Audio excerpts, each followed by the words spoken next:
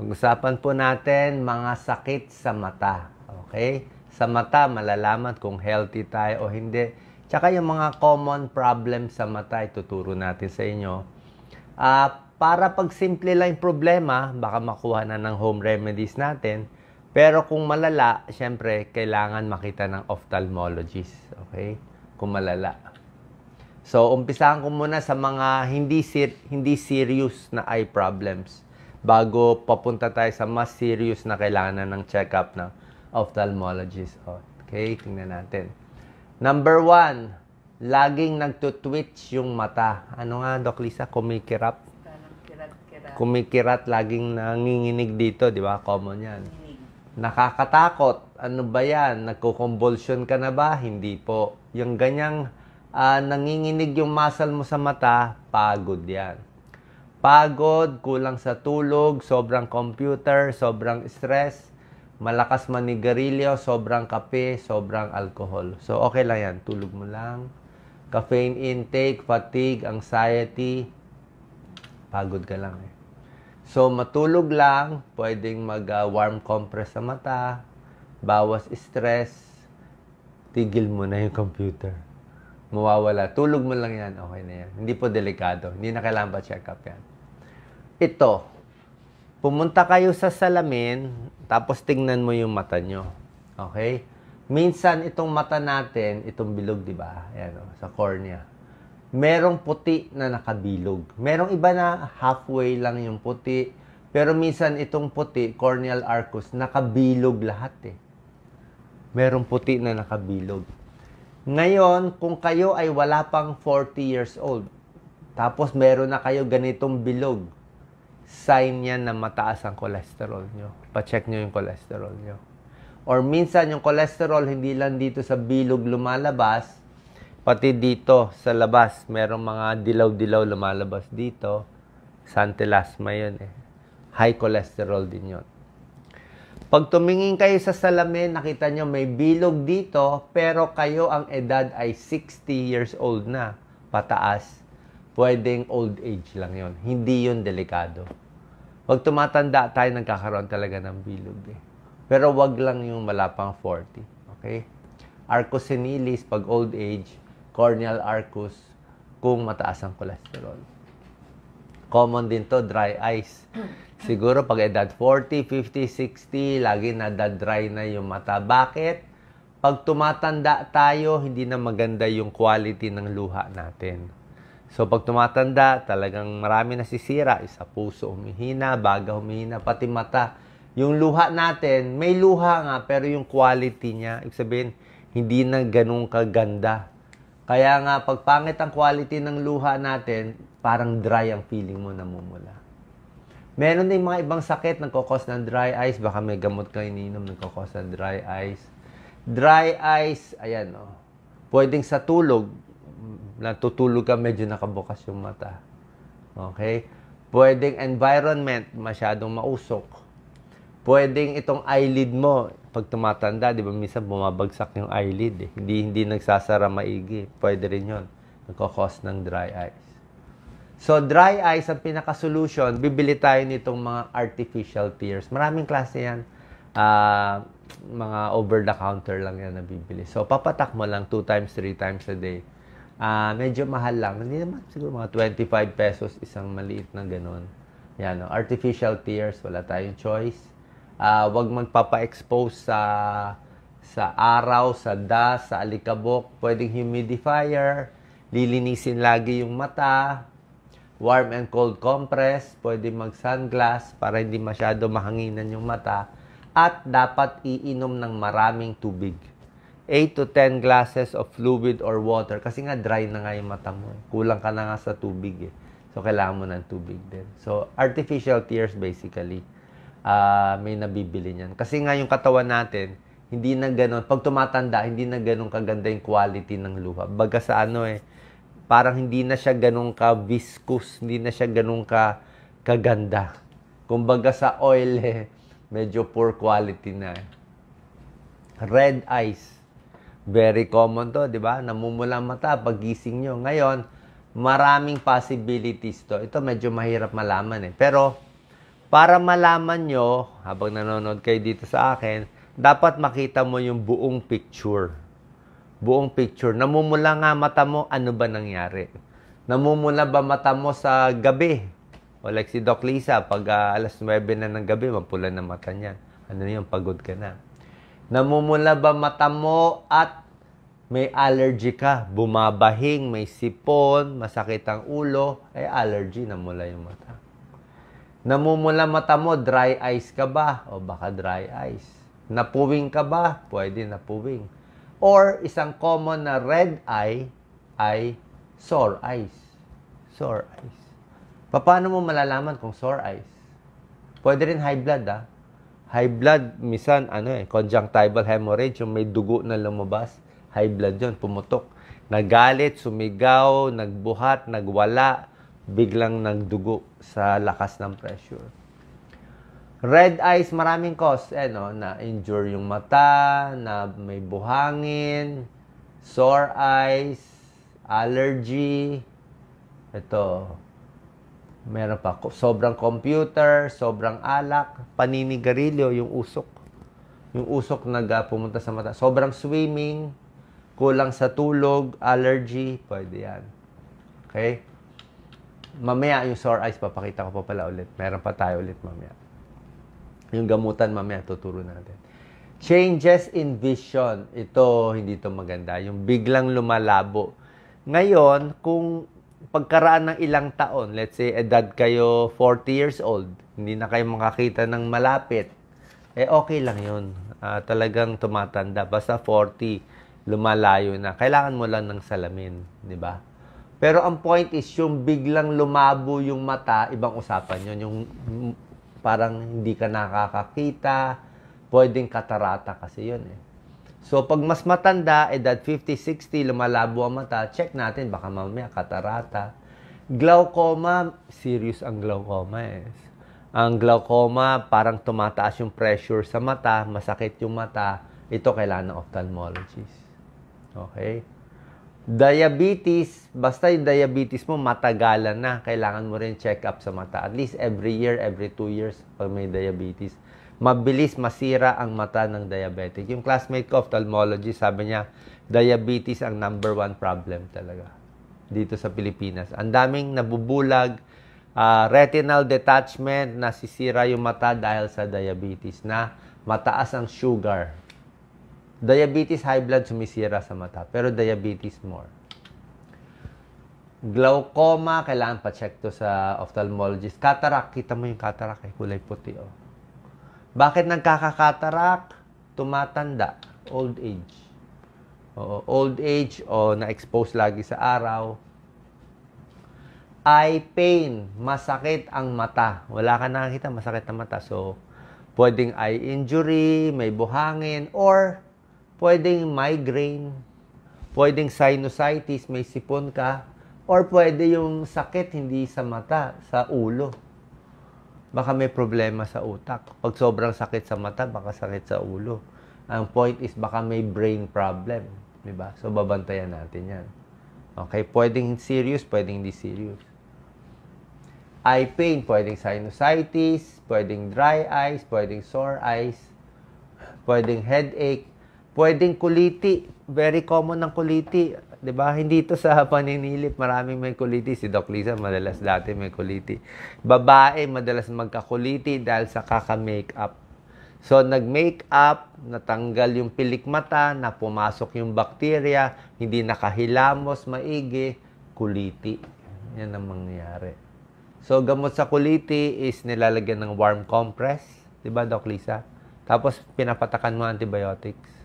Pinapatakan antibiotics, tapos pag malaki ang kuliti, talagang maga, minsan iinom pa ng oral tablet na antibiotics. Kuliti. Eye discharge. Ito yung sinasabi kong sore eyes. Yan. So, yung namumula yung mata, sinabi ko, titignan mo, ba't namumula? Kulang lang ba sa tulog? May allergy ba siya, kaya namumula mata? Pero ito, namumula na mata, malitong picture, kailangan namumula. Tapos may nana na lumalabas. May nana, madilaw, mag-green na nana, na muta lumalabas. Sore eyes yan, bacterial yan, nahawa yan. Nahawa, madumi ang kamay, nakapag-shake hand ka sa may sore eyes. Pag ganitong sore eyes na may nana, huwag na pumasok sa school. Okay, mahahawa mo yung classmates mo. Huwag ka na rin pumasok sa trabaho. Bawal din pumasok sa trabaho. Mahahawa mo yung katrabaho mo, pati amo mo. Kasi hindi mo makikita, hindi yan makukuha sa titig. Di ba sabi nila, tititig ka lang, magkaka-sore eyes ka na. Hindi. Bakit nagka-sore eyes? Hindi mo alam. Yung may sore eyes, pumunta sa kwarto mo. O, di ba? Kamay niya, hinawakan niya yung muta niya. Humawak siya sa doorknob. Humawak siya sa lamesa. Ikaw, hahawa ka rin sa doorknob. Tapos hahawa ka sa mata mo, hawa ka na. Hindi naman kayo nagtitig eh. Okay? So, dalawang klaseng sore eyes. Pag sore eyes na maraming nana, na madilaw, green, bacterial conjunctivitis. Bacterial sore eyes, kailangan mo ng antibiotic eye drops. Okay? Punta kayo sa ophthalmologist, siya magbibigay antibiotic eye drops, mga 1 week up to 10 days para mapatay yung bacteria. Tapos hugas ng linis ng mata para tanggalin mo to. Pati pilik mata, nagdidikit pa yung pilik mata. Yan, ang ganda na picture. Oh. Diba? Hilamos. 2 times, 3 times a day, talagang ganyan. Minsan cotton buds pa eh. Inaano natin. Meron namang sore eyes na ang muta ay maputi lang. Ito, maputi oh. Maputi. Ito, sore eyes niya, viral lang yan. So, pag viral lang yung sore eyes mo, viral conjunctivitis, hindi kailangan ng antibiotic eye drops. Pero pag pumunta kayo sa ophtha, bibigyan na rin. Parang hindi ka sure eh. Pero dapat, pwede na hindi bigyan. Yung may allergy na namumula ang mata, hindi rin kailangan bigyan ng antibiotic eye drops. Watery discharge. Ito yung nana, mucopurulent discharge. Yan ang ayaw natin. Okay? Meron din ganito, very common to. Pakita mo, Doc Lisa. Sa mga riders, jeepney driver, bus driver, construction worker, basta nagtatrabaho sa labas. Ayan, o. Pakita mo, Doc Lisa. Merong pula-pula. Merong madilaw na laman. Minsan maputi or minsan may reddish na laman. Ayan, o. Tumubo sa mata. Pterygium po yan. Bakit tumubo? Na-expose sa sobrang usok, sobrang dust, sobrang araw, tumubo, kumapal, para nagkalyo. Delikado ba? Hindi delikado. Pero, pag lumaki ng lumaki itong laman, pterygium yan, at tumakip siya dito sa pupil, dito tayo tumitingin, dito tayo nakakakita. Oras na umabot siya dito, hindi ka na makakakita. Kailangan na operahan yan. Paano to mawawala? Nang hindi inooperahan, iwas ka na sa mga dust. O, iwas ka na sa exposure sa labas. Sa dust, sa dumi, sa hangin, o baka mabawasan din. Pero yung iba, inooperahan ang pterygium. Okay? Common po to. Marami to sa Pilipinas. Ito, sinabi ko sa inyo, di ba? Pa-serious na tayo ng pa-serious. Jaundice, yellowing of the eyes. Naninilaw ang mata. Okay? Paano mo malalaman kung madilaw talaga mata? Tingnan mo yung buong mata. Dapat buong mata madilaw. Hindi yung madilaw lang konti yung side, medyo parang ma-reddish lang, baka madumi lang yung mata eh. Pero kung katulad ito, buo madilaw, jaundice yan. Ano yan? Liver problem. Madalas hepatitis, kung matanda, pwedeng liver cirrhosis, merong liver cancer, merong gallbladder na barado. Yan. Maraming cause ang yellow of the eye. Serious po siya. Naninilaw ang mata, tapos nagkatrangkaso, sinipon, nanghihina, walang gana kumain, nilagnat, hepatitis yan. Diba? Maraming hepa. Hepa A, hepa B. Yellowing of the eye. So, liver problem, alcoholic, leptospirosis, nasira din yung liver.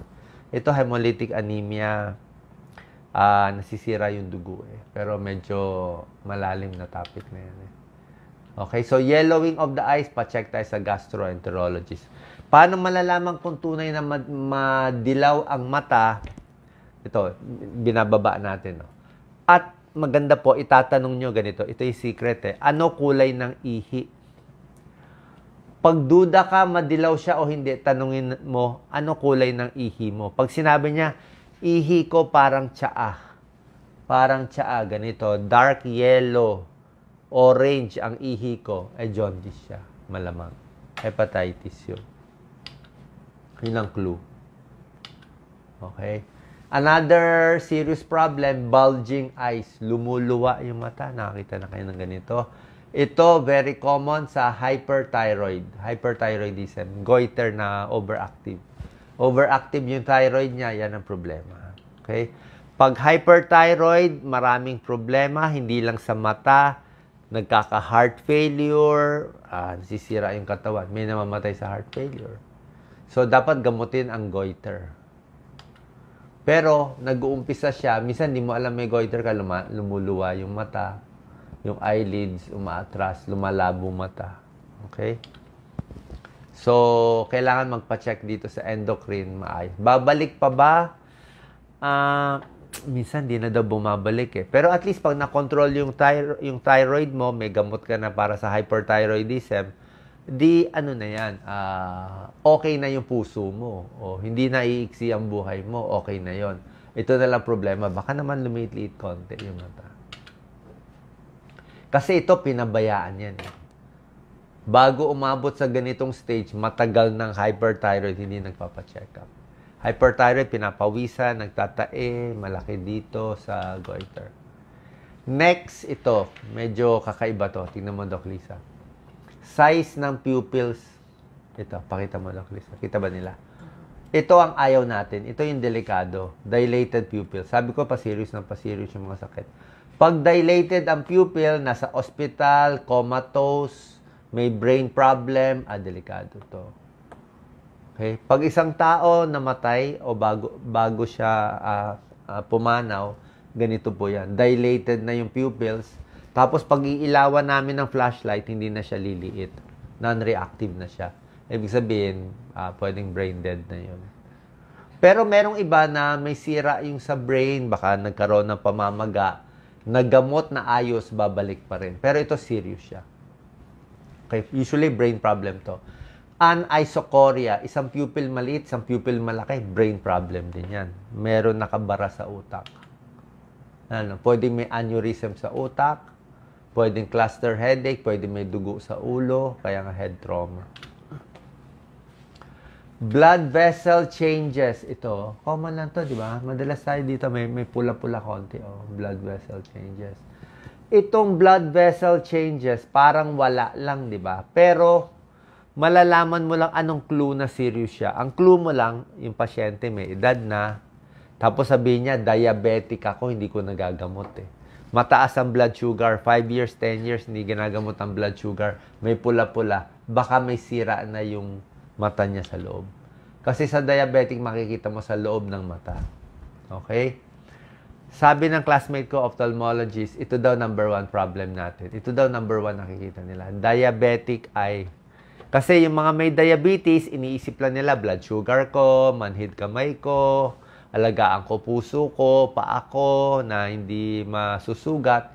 Nakakalimutan ng mga diabetic, kailangan magpa-check up sa mata every year kasi pwedeng mabulag. Okay? Pwede ka mag-diabetic retinopathy, magkakaroon ng abnormal blood vessel. Tutubo ang abnormal blood vessel, hahatakin yung retina, magre-retinal detachment. Ang senyales nito, ganito. Diabetic ka, hindi controlled, at minsan malinaw ang binabasa, minsan malabo. May araw, bakit malabo? May araw malinaw. Bakit nagpa-fluctuate ang vision ko? Pa-check na agad sa ophthalmologist. Diabetic retinopathy. Common sa diabetic na lumalabo ang mata. Cataract. Common sa may edad, na-expose sa araw, pero pag nagkakaedad, ito malala yung cataract niya, halos wala na siya makita dito. Okay? Ayon sa mga ophthalmologists, wala talagang pamatak sa cataract, inooperahan talaga sila. Okay, pero very safe na yung operation. Yung iba naman, hindi mo maabot eh. Ito, kita rin may cataract. Makikita yan eh. Dark circles, ano lang yan? Eye bags lang yan. Kulang sa tulog, fatigue, allergy, may sinus ka. Sinama ko na rin. Sensitivity to light. Pag naarawan, masakit. O, pwedeng magma-migraine ka. Parang meron ka nakikitang ilaw-ilaw. Or merong mga sakit sa mata din. Uveitis, corneal abrasion, may eye sensitivity. Light sensitivity, pakita lang sa ophthalmologist. Yan. Yung iba nagkaka-migraine. Lastly, sudden blurry vision. Biglang lumalabo ang mata. Tulad na sinabi ko kanina, di ba? Delikado yung biglang lumalabo. Yung kaninang sa diabetic retinopathy, minsan malabo, minsan lumilinaw. Ito, nananahimik lang, biglang di ka nakakita eh. Biglang parang nawala yung isang side eh. Pwedeng stroke yun eh. Pwedeng stroke yun eh. Pwede may nagbara sa ulo, kaya biglang lumabo. Biglang di ka nakakita itong side. Oh.